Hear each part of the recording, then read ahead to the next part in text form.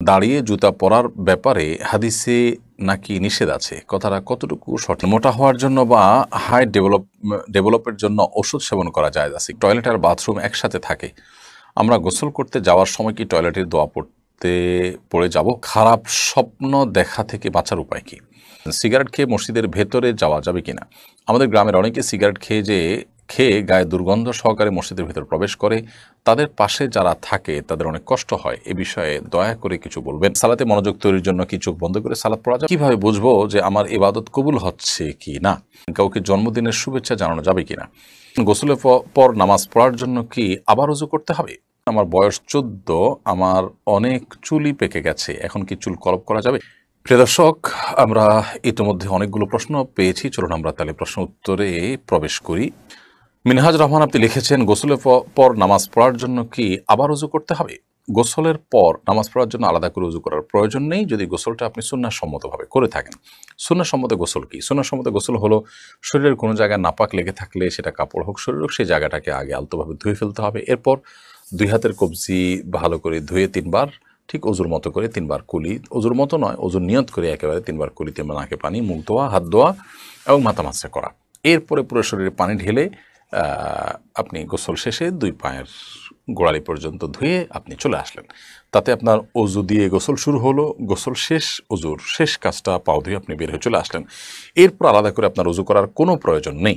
অনেকে অহেতুক এরপর আবার অজু করতে থাকেন। একবার অজু আছে, সে অজু আপনি থাকা অবস্থায় কোনো ইবাদতই করেনি, অজু দিয়ে প্রয়োজন ছাড়া আবার অজু করার কোনো মানে হতে পারে না। সেজন্য গোসলের পর আর ওযু করার কোনো প্রয়োজন নেই, যদি সেটা সুন্নাহসম্মত গোসল হয়ে থাকে। যদি সুন্নাহসম্মত গোসল হয়নি, আপনি এমনিতে গোসল করে আসছেন, অথবা গোসল করতে গিয়ে আপনার ওযুভঙ্গ হয়েছে, বায়ু নির্গত হয়েছে, তাহলে সেক্ষেত্রে তো আপনি গোসল করে আবার ওযু করবেন। সেলিনা আক্তার আপনি ইউটিউব চ্যানেল থেকে আমাদের প্রশ্ন করেছেন, আমার বয়স 14, আমার অনেক চুলই পেকে গেছে, এখন কি চুল কলপ করা যাবে? চুল পেকে গেলে আপনি লাল কালার করতে পারেন, সেটা নিশ্চয়ই দেখতে অসুন্দর দেখায় না। সচরাচর 2-4টা চুল পাকলে সামান্য ওইটুকু চুল লাল কালার হয়ে পড়ে সুন্দরই লাগে। নবী করিম সাল্লাল্লাহু আলাইহি ওয়াসাল্লাম সাদা চুলকে অন্য কালারে পরিবর্তন করতে বলেছেন, তবে কালোকে পরিহার করতে বলেছেন। তিনি বলেছেন ওয়াজান্নাবু সাওয়াদ, তোমরা কালার থেকে বেঁচে থাকবে। তো এই জন্য কালো কলব দিয়ে আপনি চুলের কালার পরিবর্তন করবেন না। মাহমুদা ঈশা ইয়াডি থেকে আপনি লিখেছেন, কাউকে জন্মদিনের শুভেচ্ছা জানানো যাবে কিনা? জন্মদিন উপলক্ষে যত আনুষ্ঠানিকতা আছে, এগুলো ইসলামের সাথে এগুলো যায় না, এবং ইসলামের যে আপনার ধ্যান ধারণা, এর সাথে এগুলো সঙ্গতিপূর্ণ নয়। বরং জন্মদিন উদযাপনের যে প্রক্রিয়া, বিশেষ করে কেক কাটা ইত্যাদি, এগুলোর সাথে সুস্পষ্টভাবে অন্য ধর্মাবলম্বীদের ধর্মীয় বিশ্বাসের একটা সংশ্লেষ আছে। এ বিষয়ে একটু স্টাডি করলে আমরা অনেকেই জিনিসটি ক্লিয়ার হতে পারবো। এমনিতে কারোর জন্মদিন উপলক্ষে আপনি তাকে শুভেচ্ছা জানান, তাতে আপনি কোনো গুনাহ করেছেন, অপরাধ করেছেন, ব্যাপারটা এমন নয়। কিন্তু জন্মদিন কেন্দ্রিক যে আনুষ্ঠানিকতা, সেটা হোক শুভেচ্ছা জ্ঞাপন, এটি আসলে ইসলামিক কোনো কালচার বা কৃষ্টি নয়। একজন মুসলিম হিসাবে আল্লাহ সুবহানাহু ওয়া তাআলা আমাকে যে কৃষ্টি দিয়েছেন, আমার যে সংস্কৃতি রয়েছে, সেটি আমার জন্য যথেষ্ট এবং পূর্ণাঙ্গ। অন্য ধর্মাবলম্বী মানুষদের কোনো কৃষ্টির, তাদের কোনো কালচার বা সংস্কৃতির অনুসরণ করা, এটা আমার জন্য উচিত নয়। মান তাশাব্বাহা বিকওমিন ফাহুয়া মিনহুম, নবী সাল্লাল্লাহু আলাইহি ওয়াসাল্লাম বলেছেন, কেউ কোনো জাতির অন্য ধর্মাবলম্বীর মানুষের সাদৃশ্য গ্রহণ করলে সে তাদের অন্তর্ভুক্ত হয়। তো এই জন্য আমরা এই জন্মদিনকে উইশ করার যে কৃষ্টি রয়েছে অন্য ধর্মাবলম্বীদের এবং তাদের থেকে এসেছে, সেটি অ্যাভয়েড করার চেষ্টা করাটাই উত্তম এবং উচিত কাজ হবে। প্রশ্ন করেছেন রিয়াদুল ইসলাম মারুফ, আপনি লিখেছেন, আমি কিভাবে বুঝবো যে আমার ইবাদত কবুল হচ্ছে কি না? দেখুন, আপনার ইবাদত কবুল হচ্ছে কি না, এটাকে নিশ্চিতভাবে জানার কোনো উপায় বা সুযোগ নেই। আপনি শুধুমাত্র বিভিন্ন আলামত দেখে আন্দাজ করতে পারেন, সুধারণা করতে পারেন, জাস্ট এটুকু। তো ইবাদত কবুলের একটি আলামত হলো সেই ইবাদত আগের চাইতে আরও ভালোভাবে, আরও নিয়মিতভাবে করতে পারা বা কন্টিনিউ করতে পারা। এটা ইবাদত কবুলের একটা লক্ষণ, অনেক উলামায়ে কেরাম, অনেক অভিজ্ঞ স্কলারগণ বলেছেন।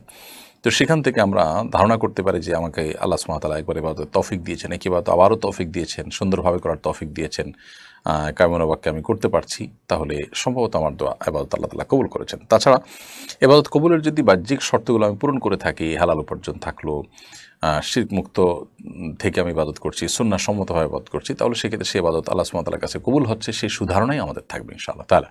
মাহমুদা খাতুন লিখেছেন, সালাতে মনোযোগ তৈরির জন্য কি চোখ বন্ধ করে সালাত পড়া যাবে? মনোযোগ তৈরি করার জন্য চোখ বন্ধ করে সালাত পড়তে পারেন। তবে সাধারণ এবং স্বাভাবিক অবস্থা চোখ খোলা রাখাটাই হলো সুন্নাহ নবী সাল্লাল্লাহু আলাইহি ওয়াসাল্লামের, স্বাভাবিক রাখা। মনোযোগ আমার বেশি সৃষ্টি হয় চোখ বন্ধ করলে, না হলে মনোযোগ ধরে রাখা কঠিন হয়, তো মনোযোগ বৃদ্ধি করবার জন্য আমি চোখ বন্ধ করলাম, এটি জায়েজ আছে। এমনিতে সাধারণ অবস্থাতে স্বাভাবিকভাবে চোখ খোলা রাখাটাই হলো সুন্নাহ। এমনি ইমরান খান আপনি লিখেছেন, সিগারেট খেয়ে মসজিদের ভেতরে যাওয়া যাবে কিনা?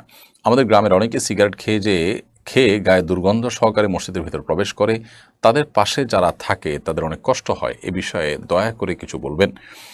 ভাই ইমরান খান, সিগারেট খেয়ে মসজিদের ভেতরে যাওয়া বা ধূমপান করে মসজিদের ভিতরে যাওয়া, এর মানে হলো আমাদের মুখে যে দুর্গন্ধ হয় সেই দুর্গন্ধটা নিয়ে মসজিদে প্রবেশ করা। আর এতে মানুষজন যেমন কষ্ট পাবে, ঠিক একইভাবে মসজিদে ফেরেশতাদের অবস্থান থাকে, তারাও কষ্ট পান। নবী করিম সাল্লাল্লাহু আলাইহি ওয়াসাল্লাম বলেছেন, তাতাআদ্দাল মালাইকাতু বিমা ইয়াতাআদ্দা বিহি বানু আদম। আদম সন্তানরা যে সমস্ত বিষয়ের কারণে কষ্ট পায়, ফেরেশতারা একই বিষয়গুলোতে কষ্ট পান। সেজন্য আমরা মসজিদে গিয়ে ফেরেশতাদের কষ্ট হতে পারে এরকম কোনো কাজ করা উচিত নয়, মানুষের কষ্ট হতে পারে কোনো কাজ করা উচিত নয়। এই জন্য কেউ যদি ধূমপান করে থাকেন, সেটা তো এমনিতেই গুনাহের কথা। তারপর ধূমপান করে মসজিদে তিনি যেতে হবে, নামাজ তো পড়তেই হবে। সেক্ষেত্রে তাকে ওযু করে মুখ ধুয়ে পরিষ্কার করে কুলি করে ভালো করে মুখের দুর্গন্ধ দূর করে নিয়ে তারপরে মসজিদে প্রবেশ করা উচিত। যদি একান্ত দুর্গন্ধ দূর করতে নাও পারেন, তার চেষ্টা থাকতে হবে অন্তত যে আমি কুলটুলি করে দুর্গন্ধ দূর করব, এরপর তিনি মসজিদে প্রবেশ করবেন। মনজুর আহমেদ চট্টগ্রাম থেকে সম্ভবত আপনি লিখেছেন, খারাপ স্বপ্ন দেখা থেকে বাঁচার উপায় কী? অনেক সময় মানুষ দুঃস্বপ্ন বা যে স্বপ্ন দেখে মানুষ ভড়কে যায়, ভয় পেয়ে যায়, এগুলো অনেক সময় শারীরিক দুর্বলতার কারণে হয়, মানসিক অবসাদগ্রস্ত থাকার কারণে হয়। অতএব সেটি যেন না হয় সেটি খেয়াল করা দরকার। অনেক সময় নির্ঘুম থাকার কারণে অল্প ঘুমালে বা সামান্য ঘুমানোর সময় এই ধরনের পরিস্থিতি তৈরি হয়। এটারই নানা গবেষণা আছে, আপনি একটু খুঁজে দেখতে পারেন। আর এর বাইরে অর্থবহ স্বপ্ন যেগুলো মনে হচ্ছে যে ইঙ্গিতমূলক এবং সেটি দেখে আমি ভড়কে যাচ্ছি, তাহলে এরকম স্বপ্ন যেন না দেখি, তার জন্য আসলে বিশেষ কোনো উপায় আছে বলে আমার জানা নেই। তবে আপনি যেটি করতে পারেন, তাহলে এই ধরনের স্বপ্ন দেখার পর সুন্নাহ এর আলোকে বাম পাশে আপনার যে অবস্থায় থাকেন, সে অবস্থায় আপনার হাতের বাম পাশে আপনি প্রতীকী থুথু ফেলবেন ৩ বার। হালকা হালকা করে ঠোঁটের আগায় আপনি ৩ বার থুথু করে আপনি প্রতীকী থুথু ফেলবেন। এর বাইরে আমানতু বিল্লাহি ওয়া রাসূলিহি পড়বেন এবং সম্ভব হলে সুযোগ থাকলে ২ রাকাত সালাত আদায় করবেন এবং সেই স্বপ্ন মানুষের কাছে বলে বেড়াবেন না। এগুলো হলো দুঃস্বপ্ন বা খারাপ স্বপ্ন দেখার পর করণীয়। পারভিন সুলতানা তাসনোভা এআইডি থেকে আপনি লিখেছেন, এখন টয়লেট আর বাথরুম একসাথে থাকে, আমরা গোসল করতে যাওয়ার সময় কি টয়লেটের দোয়া পড়ে যাব? গোসল যখন আমরা করতে যাব, তখন বাহির থেকে বিসমিল্লাহ বলে আমরা ঢুকতে পারি, যেহেতু ভেতরে প্যান বা কমোড এবং আমাদের শাওয়ারের যে স্প্রে, সেটা যেহেতু পাশাপাশি থাকে সাধারণত এবং কোনো আড়াল থাকে না, বিধায় ওখানে গিয়ে আল্লাহর নাম আমরা নেব না। বাহির থেকে বিসমিল্লাহ বলে তারপরে গিয়ে ভেতরে ওযুর যে অন্যান্য কার্যক্রম, হাত ধোয়া, মুখ ধোয়া, সেগুলো আমরা করে তারপর গোসল করব। সেক্ষেত্রে ওযুর যে সুন্নাহ বিসমিল্লাহ পড়া, সেটাও আদায় হয়ে যাবে। আবার টয়লেটের মধ্যে আল্লাহর নাম নেওয়া যে মাকরুহ, সেটি থেকেও আমরা বেঁচে থাকতে পারবো। তাইবা ইসলাম আপনি লিখেছেন, মোটা হওয়ার জন্য বা হাইট ডেভেলপের জন্য ওষুধ সেবন করা যায় আছে কিনা? আমি যতটুকু জানি, এই জাতীয় ওষুধগুলো বেশিরভাগ ক্ষেত্রেই স্বাস্থ্যের জন্য ক্ষতিকর এবং এগুলোর নানা রকমের সাইড এফেক্ট আছে। এবং যদি এরকম কোনো সাইড এফেক্ট না থাকে এবং স্বাস্থ্যগত কোনো সমস্যার দিক না থাকে, তাহলে আপনি এগুলো ব্যবহার করতে পারেন, ক্ষতিকর কোনো কিছু যদি না থাকে। আর যদি সেরকম কোনো কিছু থাকে, তাহলে আপনার জন্য এটা ব্যবহার করা যায় হবে না। কারণ আল্লাহ সুবহানাহু ওয়া তাআলা বলেছেন, ওয়ালা তাকতুলু আনফুসাকুম, তোমরা নিজেদেরকে ধ্বংস করো না। আল্লাহ বলেছেন, ওয়ালা তুলকু বিআইদিকুম ইলা তাহলুকা, তোমরা নিজেদেরকে ধ্বংসের দিকে ঠেলে দিও না। তো এই জন্য আমরা চেষ্টা করব যথাসম্ভব এই জাতীয় ক্ষেত্রে এমন বিষয় যেন না হয়, সেদিকটা খেয়াল করতে, যে বিষয়টি আমাদের কি বলে, ক্ষতির কারণ হতে পারে, সমস্যার কারণ হতে পারে। সেরকম কিছু না হলে সেটি জায়েজ আছে। সুমাইয়া মজুমদার আপনি লিখেছেন, দাঁড়িয়ে জুতা পরার ব্যাপারে হাদিসে নাকি নিষেধ আছে, কথাটা কতটুকু সঠিক দয়া করে জানাবেন। জুতা পরার ব্যাপারে নবী করিম সাল্লাল্লাহু আলাইহি সাল্লামের বেশ কয়েকটা টুকরো টুকরো নসিহা পাই বা উপদেশ পাই আমরা। এর মধ্যে থেকে একটি হলো যে, এক পায়ে জুতা পরে আরেক পা খালি রেখে হাঁটা নিষেধ রয়েছে হাদিসে।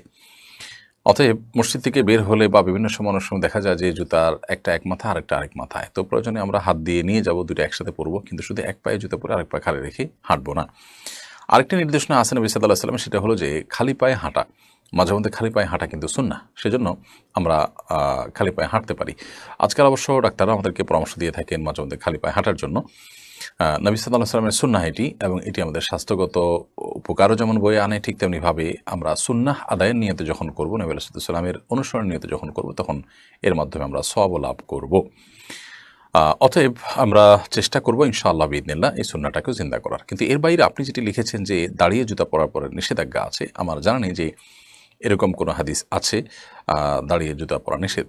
আমরা দাঁড়িয়েই সাধারণত জুতা পরি, এবং নবী করিম সাল্লাল্লাহু আলাইহি ওয়াসাল্লাম জুতা পরার জন্য বসেছেন, বসে বসে জুতা পরতেন, এরকম কোনো কথা আমার জানা নেই। অতএব জুতা পরার ব্যাপারে আমরা দুটি সুন্নাহ পেলাম। আরেকটি গুরুত্বপূর্ণ সুন্নাহ হলো যে কোনো ক্ষেত্রে আল্লাহ তাআলা ডানকে পছন্দ করেন। ইন্নাল্লাহা ইউহিব্বুত তায়াম্মুন ফি কুল্লি শাইইন হাত্তা তানাউলা ওয়াত তারাজ্জুল।